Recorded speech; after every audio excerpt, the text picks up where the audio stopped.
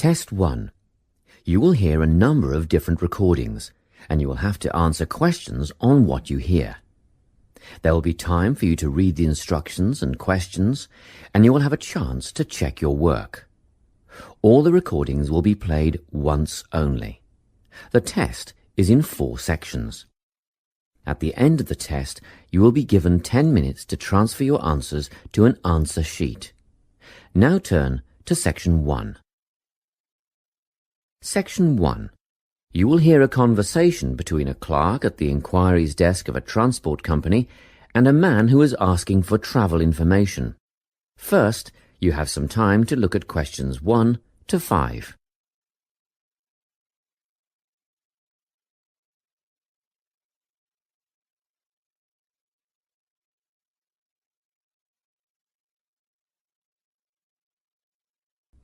Now we shall begin. You should answer the questions as you listen, because you will not hear the recording a second time. Listen carefully and answer questions 1 to 5. Good morning, Travel Link. How can I help you? Good morning. I live in Bayswater and I'd like to get to Harbour City tomorrow before 11 a.m. Well, to get to Bayswater... No, I live in Bayswater. My destination is Harbour City. Oh, sorry. Right, so that's Bayswater to Harbour City. Are you planning to travel by bus or train? I don't mind, really. Whichever option is faster, I suppose. Well, if you catch a railway express, that'll get you there in under an hour. Let's see. Yes, if you can make the 9:30 a.m. express, I'd recommend you do that. Great. Which station does that leave from? Helendale is the nearest train station to you. Did you say Helensvale? No, Helendale. That's Helendale. What's the best way to get to the Helendale station then? Well, hang on a minute while I look into that. Now, it seems to me that you have 2 options. Option 1 would be to take the 7:06 bus from the Bayswater Shopping Centre to Central Street. When you get there, you transfer to another bus which will take you to the station. Or the second option, if you don't mind walking a couple of kilometres, is to go directly to Central Street and get straight on the bus going to the train station. OK. Which bus is that? The 792 will take you to the station. I guess the walk will be good for me, so that might be the better option. What time do I catch the 792? There are 2 buses that should get you to the station on time, one just before 9 o'clock and one just after. But look, at that time of the morning it might be better to take the earlier one, just in case there's a traffic jam or something. The 8:55 is probably safer than the 9:05. Yeah, I don't want to miss the train, so I'll be sure to get on the 5 to 9 bus. Before you hear the rest of the conversation, you have some time to look at questions 6 to 10.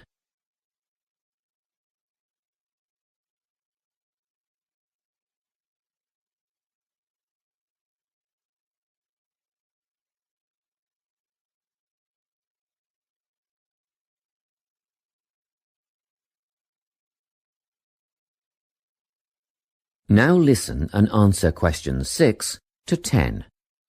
By the way, how much will I have to pay in fares? Well, you can get a ticket on the bus for $1.80 cash, and you'll need $10 each way for the train. Wait, do you have a Travel Link card? No, but I can get one before tomorrow. OK, well that'll make it considerably cheaper then. The bus will cost $1.50 each way, and the train will be... The train to Harbour City will... still cost $10 because you'll be travelling during peak hours in the morning, so no savings there, I'm afraid. However, if you could come back at an off-peak time... What does that mean? Well, if you could start your return journey before 5 p.m. or later than 7:30 in the evening... Actually, I wasn't planning on coming back till at least 8 o'clock anyway. Oh, in that case, you can make quite a saving if you use your Travel Link card. You did say you were planning to purchase one, didn't you? Yes, I'll pick one up later today. Good. That would mean your return train journey would only cost you $7.15 with your card. Thank you. Is there anything else I can help you with? Actually, there is. Do you know if I can use the Travel Link card on ferries? If you're thinking of the Harbour City ferries that go back and forth between the North and South Bank, those are the commuter ferries, then yes. A one-way trip costs $4.50, but with your card you'd make a 20% saving and only pay $3.55. So $3.55 for the commuter ferry. What about the tour boats? You mean the tourist ferries that go upriver on sightseeing tours? No, they only take cash or credit card. They're not part of the Travel Link company. Oh, I see. I don't suppose you know the cost of a tour? In actual fact, I do, because I took a friend on the trip upriver just last week. We decided on the afternoon tour, and that was $35 each, but I understand that you can do the whole day for $65. Thank you. You've been a great help. My pleasure. Enjoy your day out. That is the end of section 1. You now have half a minute to check your answers.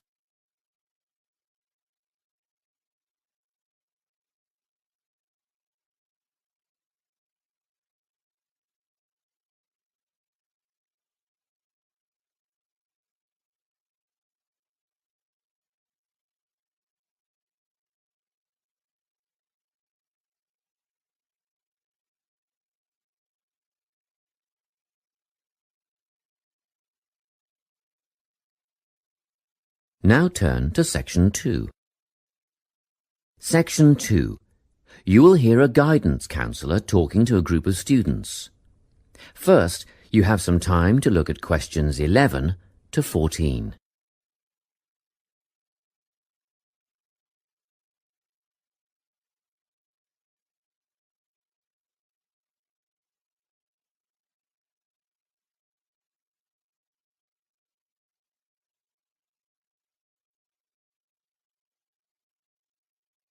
Listen carefully and answer questions 11 to 14.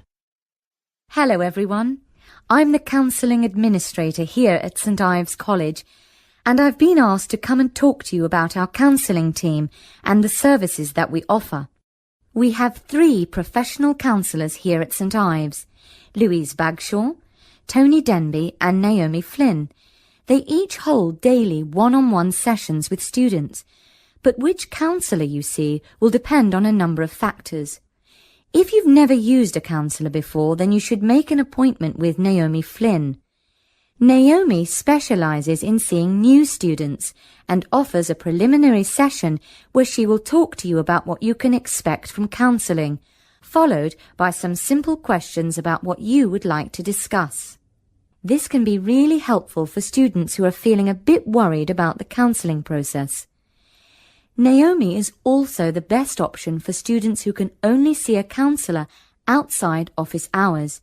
She is not in on Mondays, but starts early on Wednesday mornings and works late on Thursday evenings, so you can see her before your first class or after your last class on those days. Louise staffs our drop-in centre throughout the day. If you need to see someone without a prior appointment, then she is the one to visit. Please note that if you use this service, then Louise will either see you herself or place you with the next available counsellor. If you want to be sure to see the same counsellor on each visit, then we strongly recommend you make an appointment ahead of time. You can do this at reception during office hours or by using our online booking form. Tony is our newest addition to the counselling team. He is our only male counsellor, and he has an extensive background in stress management and relaxation techniques. We encourage anyone who is trying to deal with anxiety to see him. Tony will introduce you to a full range of techniques to help you cope with this problem, such as body awareness, time management, and positive reinforcement. Before you hear the rest of the talk, you have some time to look at questions 15 to 20.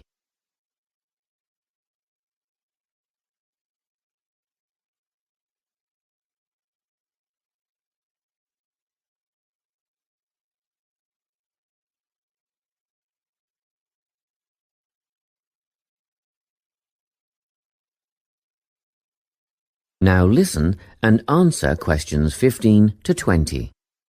Each semester, the counselling team runs a number of small group workshops. These last for 2 hours and are free to all enrolled students.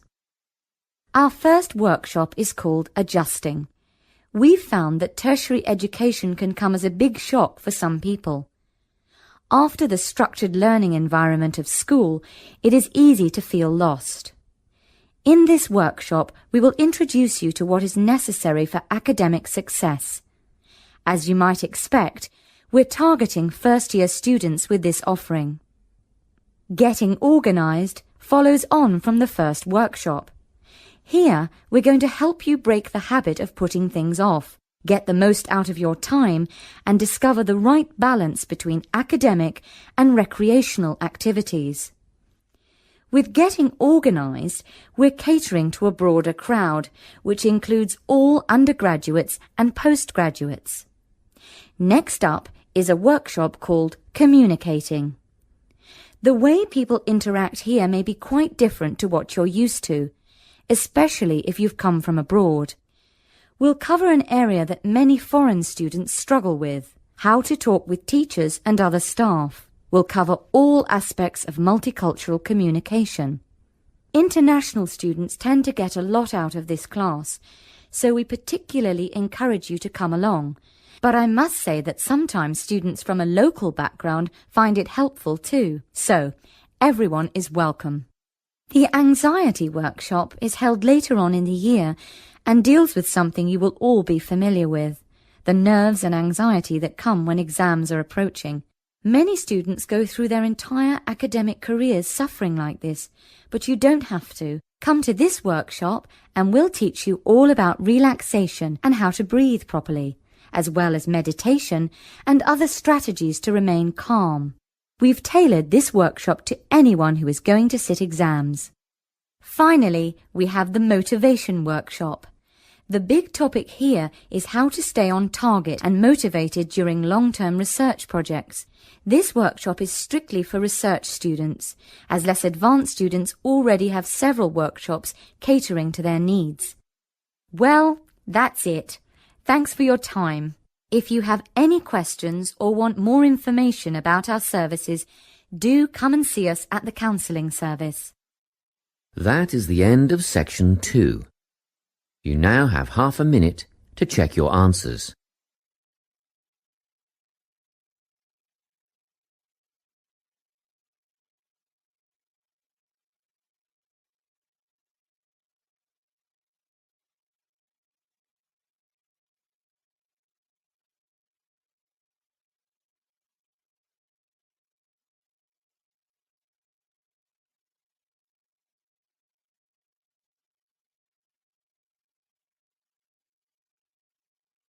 Now turn to Section 3.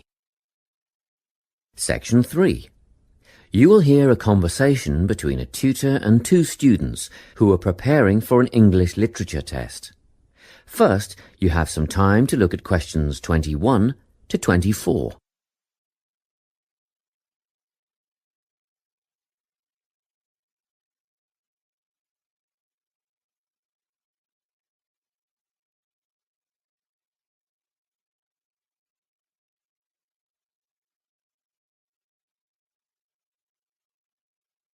Listen carefully and answer questions 21 to 24.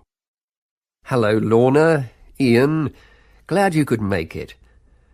You're the only two who put your names down for this literature tutorial, so let's get started, shall we? I want to run over some aspects of the novel The Secret Garden with you before the test next week. Be sure to take some notes and ask questions if you need to. Hey, Lorna, have you got a spare pen? Sure, here you are. OK, so the story follows two key characters. You should refer to them as protagonists, who go by the names of Mary Lennox and Colin Craven. The story is set shortly after the turn of the 20th century, and the narrative tracks the development of the protagonists as they learn to overcome their own personal troubles together. That's quite a common storyline, isn't it? Yes, you're right, Lorna. So what can you tell me about the character of Mary? Well, in the beginning, she is an angry, rude child who is orphaned after a cholera outbreak and forced to leave India and move to the United Kingdom to her uncle's house in Yorkshire. That's right. And there she meets Colin, who spends his days in an isolated room, believing himself to be permanently crippled, with no hope of ever gaining the ability to walk. The two strike up a friendship, and gradually learn, by encouraging each other, that they can both become healthy, happy, and fulfilled in life. Will we need to remember a lot of these details for the exam? Just the basic outline. Examiners don't want to read a plot summary. They know what the book is about. Focus on narrative techniques instead, such as point of view. What's that mean? It's all about how we see the story. This story, for example, is written from the perspective of what is called an omniscient narrator. Omniscient means all-knowing. So, as readers, we get to see how all the characters feel about things, what they like and don't like, and what their motivations are in the story. Before you hear the rest of the conversation, you have some time to look at questions 25 to 30.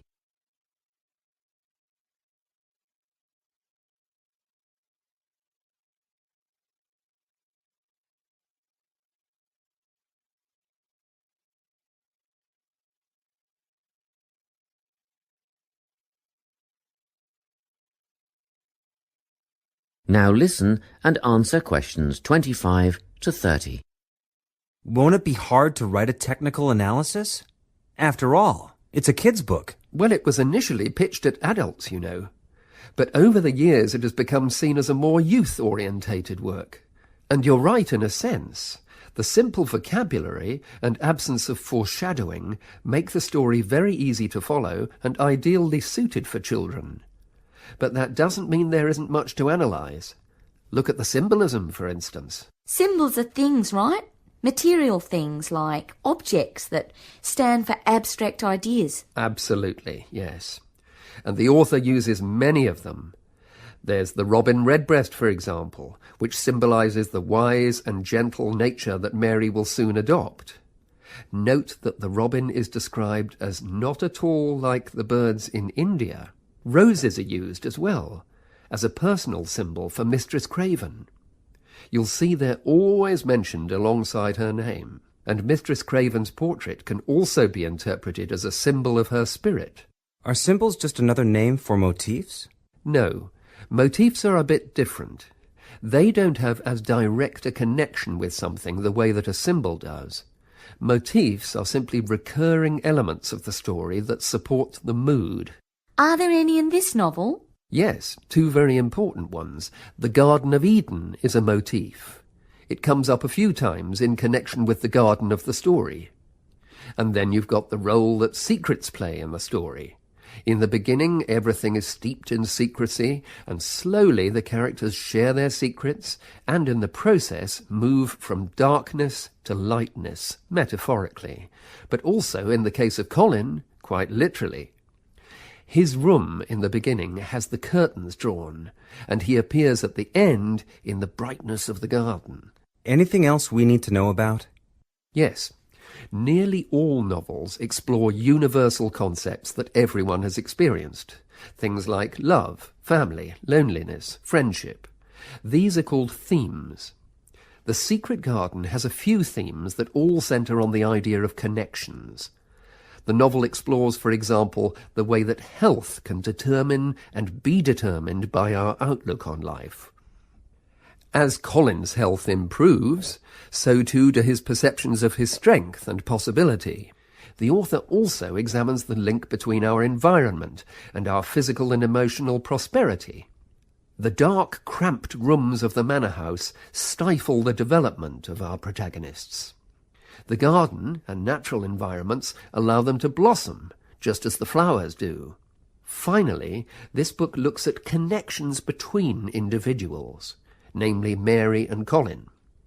This necessity of human companionship is the novel's most significant theme, because none of their development as individuals would have occurred without their knowing each other.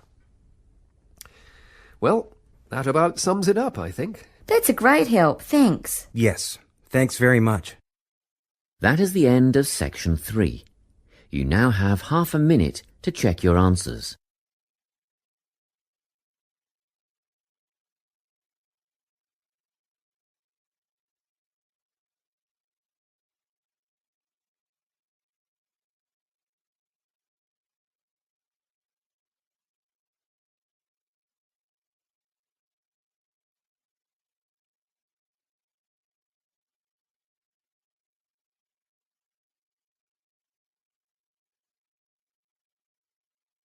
Now turn to Section 4. Section 4. You will hear a talk on the topic of time perspectives. First, you have some time to look at questions 31 to 40.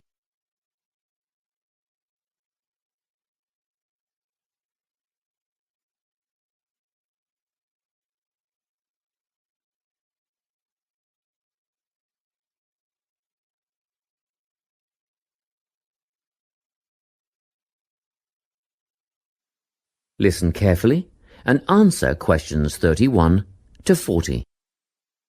Today, I'm going to be talking about time. Specifically, I'll be looking at how people think about time and how these time perspectives structure our lives. According to social psychologists, there are 6 ways of thinking about time, which are called personal time zones. The first 2 are based in the past. Past positive thinkers spend most of their time in a state of nostalgia, fondly remembering moments such as birthdays, marriages, and important achievements in their life. These are the kinds of people who keep family records, books, and photo albums. People living in the past negative time zone are also absorbed by earlier times, but they focus on all the bad things, regrets, failures, poor decisions. They spend a lot of time thinking about how life could have been. Then, we have people who live in the present.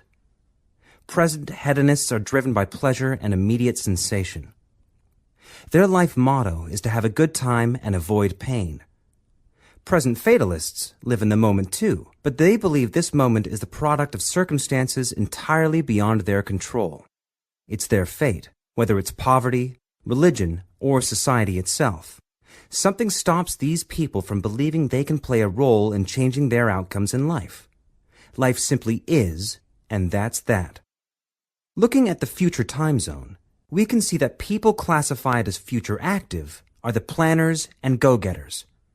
They work rather than play and resist temptation. Decisions are made based on potential consequences, not on the experience itself.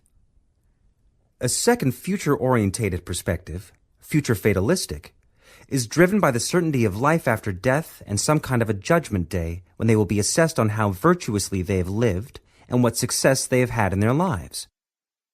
Okay, let's move on. You might ask, how do these time zones affect our lives? Well, let's start at the beginning. Everyone is brought into this world as a present hedonist. No exceptions. Our initial needs and demands, to be warm, secure, fed, and watered, all stem from the present moment. But things change when we enter formal education. We're taught to stop existing in the moment and to begin thinking about future outcomes. But did you know that every 9 seconds a child in the USA drops out of school? For boys, the rate is much higher than for girls.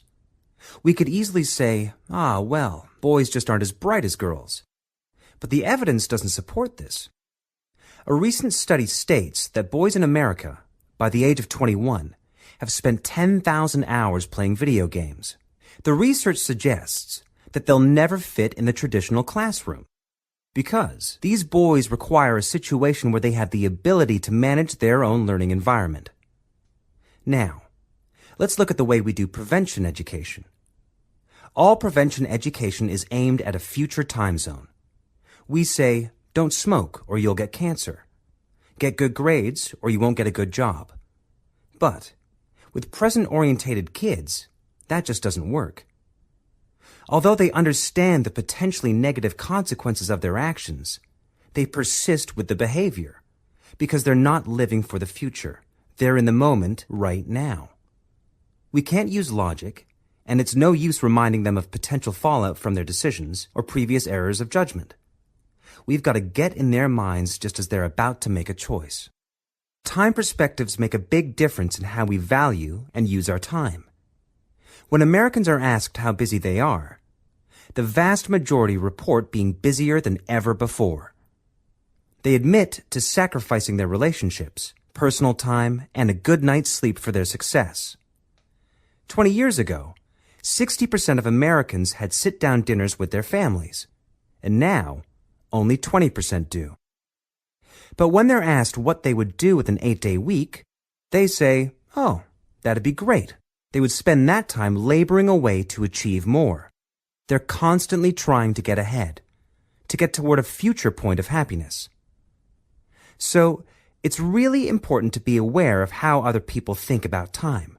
We tend to think, oh, that person's really irresponsible, or that guy's power hungry. But often, what we're looking at is not fundamental differences of personality, but really just different ways of thinking about time.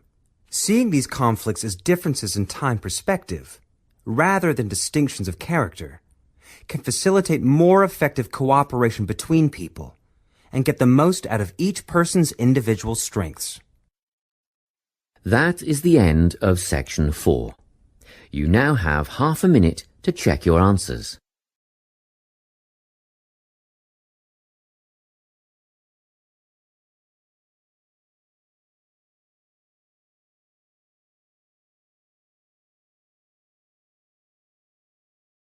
Subscribe ASM Immigrant for more tips and practice online.